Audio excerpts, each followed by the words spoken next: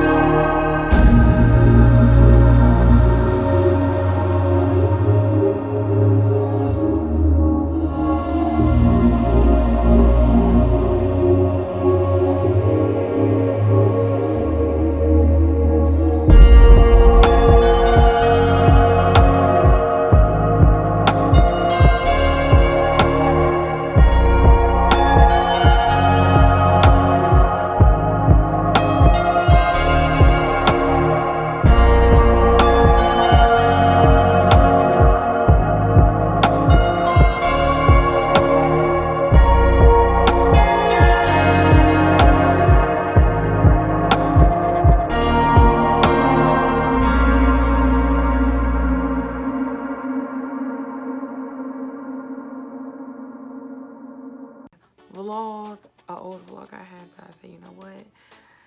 Consistency. I said I was going to do Vlogmas, so no old stuff. I'm going to upload, like I said, I'm going to upload. And this is what I came my winter Wonderland eye look. Don't forget to like, comment, and subscribe again. And we'll see you guys